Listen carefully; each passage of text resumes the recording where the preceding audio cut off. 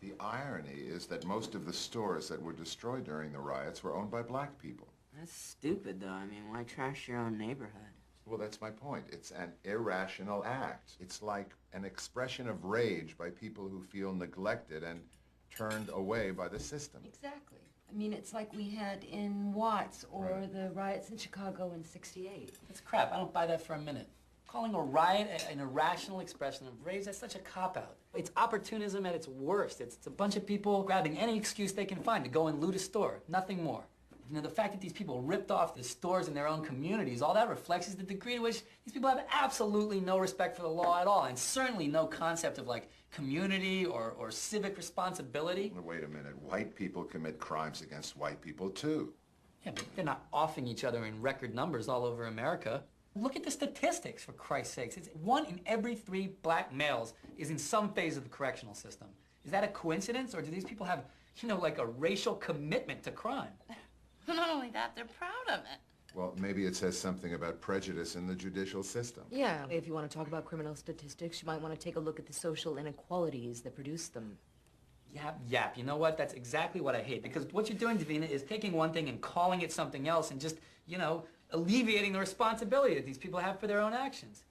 You know, it's like saying, it's not a riot, it's rage. It's not crime, it's poverty. It's just nonsense. It's bullshit. You know, it's exactly what happened in this trial, too, because the media twisted things around so people got all focused on, you know, these cops and whether or not they were going to get convicted and whether Rodney King's civil rights had been violated. I mean, everybody lost sight of old Rodney King himself.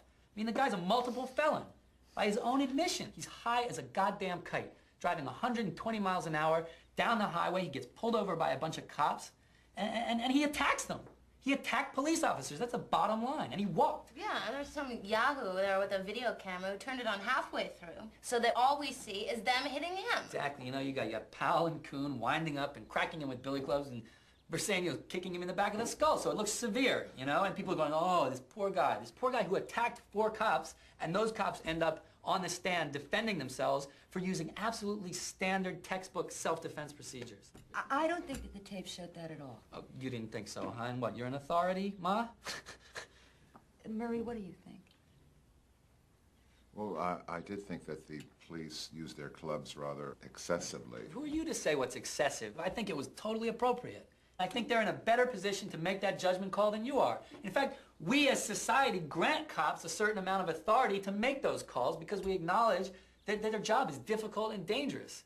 You know, unfortunately, very few people respect that authority. Look who's talking about respect here, Mr. Junior KKK. Oh, what? What? You know what? You want to go to college, Davina? You should learn to listen. Derek. Okay? And say I respect Derek. laws. I acknowledge a cop's authority. I don't respect any laws that let monkeys like Rodney King back on the street.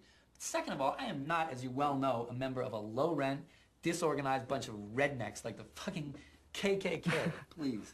So take your head out of your ass. I mean, you've gotten off the point.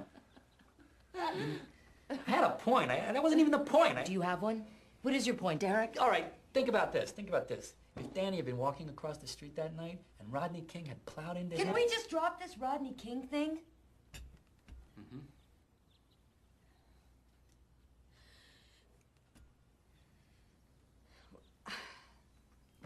Who would like some dessert? We're having a discussion. We're having a nice discussion, right? If Rodney King had been driving along, hopped up on Chivas Regal and PCP and had killed Danny, you'd be singing a very different tune about the force of those I didn't see him hit anybody in the tapes, and neither did you. He didn't happen to kill anybody, thank God. Calm it down, okay? Allie's sleeping. If he had, though, I mean, come on, think about it. If that fucking monkey had run some kid over, everybody would have a very different opinion of this whole matter. You know, they'd be focused on Rodney King and not on these officers, but instead, he just attacked a few cops. And so all of a sudden, it's hands across America for this fucking total son of a bitch. I mean, it blows my mind. We're so hung up on this notion that we have some obligation to help the struggling black man, you know, cut him some slack until he can overcome these historical injustices. It's crap. This stuff you guys are saying just perpetuates it, all this liberal nonsense, you know. Everyone's turning and looking the other way while our country rots from the inside out. And Christ, Lincoln freed the slaves, what, like 130 years ago? How long does it take to get your act together? Well, Jews have been persecuted for over 5,000 years. Are you saying that it's wrong to feel sensitive about anti-Semitism?